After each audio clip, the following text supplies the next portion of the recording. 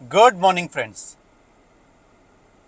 कर दिखा कुछ ऐसा कि दुनिया बनना चाहे तुम जैसा।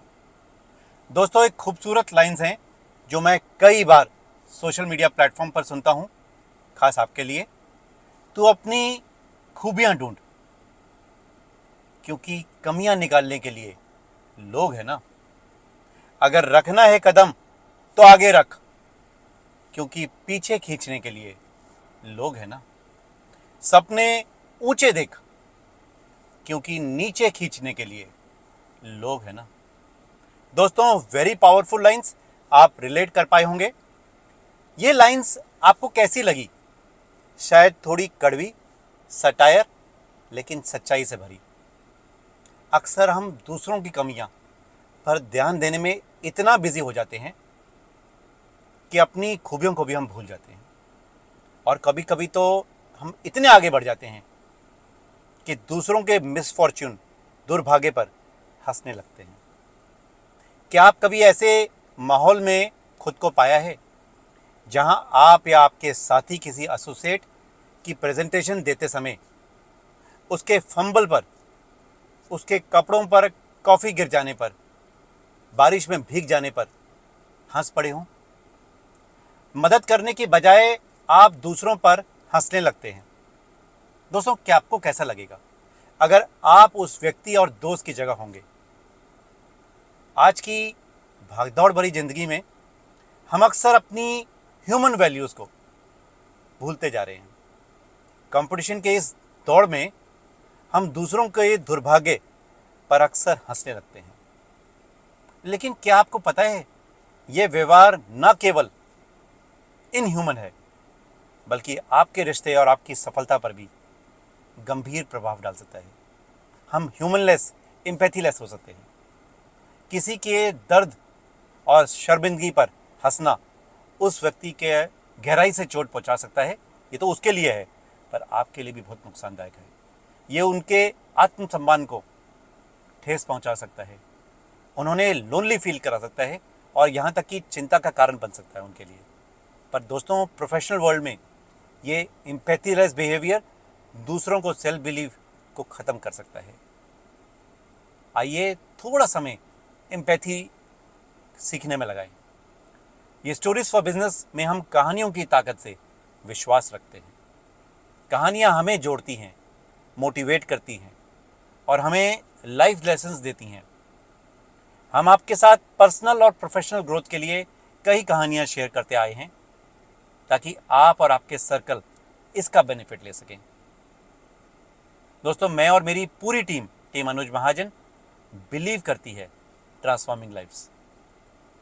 मैं और हमारी पूरी टीम का एक ही मानना है कि हम पावर ऑफ स्टोरी टेलिंग से पिछले 4 सालों से इस एरिया पर काम कर रहे हैं, जहां पर हम लोगों की पर्सनल और प्रोफेशनल ग्रोथ के लिए हम काम करते हैं। हम वही कहानियां शेयर करते हैं जिसमें आपका बेनिफिट हो। बिना इंटरेस्ट, बिना प्रॉफिट ये काम लगातार चलता आ रहा है, आपकी ब्लेसिंग्स के कारण। कहानियों को पूरा सुनना, इसमें रेलिवेंट कंटेंट और लाइफ लेसन्स हैं, सक्सेस टिप्स हैं जो आपके और आपके लोगों के काम आएगी। मैं खास आपके लिए लाया हूँ। पसंद आए तो दोस्तों और फैमिली में भी जरूर शेयर करना। कहानी का टाइटल है don't loaf at others sorrow. कहानी बहुत रिलेटेबल है। आज की मुसीबत कल तुम्हारी भी हो सकती है। बहुत पावरफुल लेसन है दोस्तों। बिना कोई देर करे चलिए फटाफट कहानी को शुरू करते हैं। एक छोटा सा चूहा था, कसाई के घर में बिल बना रहा था, वहीं रहता था। एक दिन उसने देखा कि कसाई और उसकी पत्नी थैले से कुछ निकाल रहे हैं। उसने सोचा शायद खाने पीने का सामान हो, लेकिन वो चूहेदानी थी। चूहा परेशान हो गया और अपनी जान बचाने के लिए घर के दूसरे जानवरों को पास गया। उसे लगा कि शायद वो उसके दोस्त हैं, उसकी मदद करेंगे। यहीं पर उसका भ्रम था। सबसे पहले वो कबूतर के पास गया और कहा, तुमको पता है कसाई चूहेदानी लेकर आया है।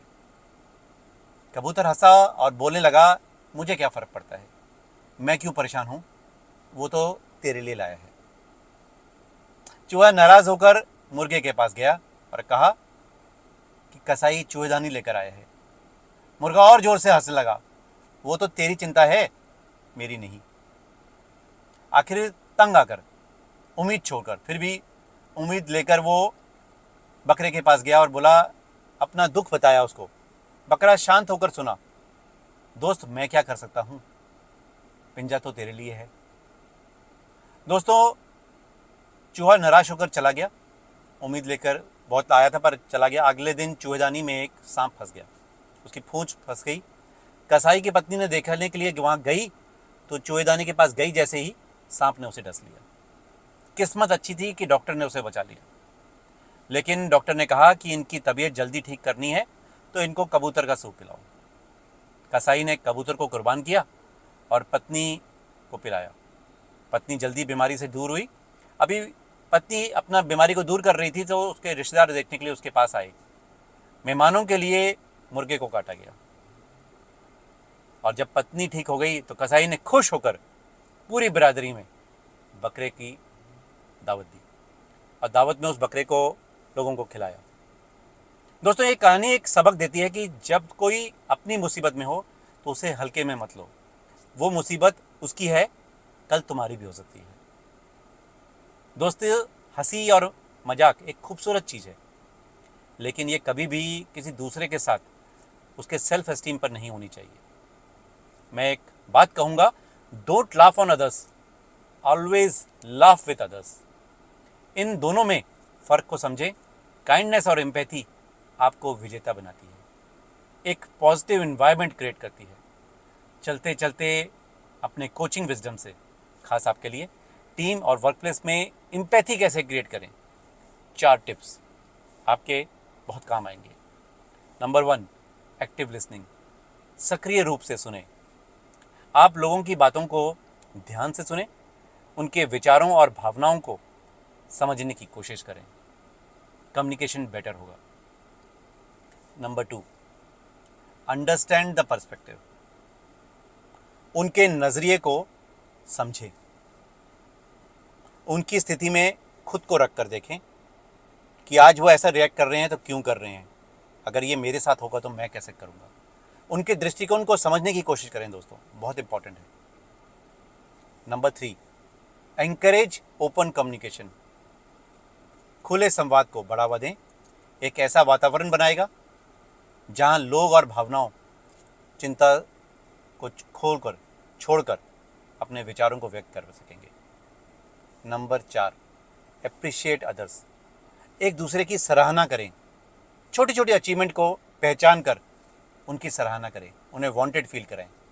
इससे टीम में पॉजिटिविटी बढ़ेगी दोस्तों।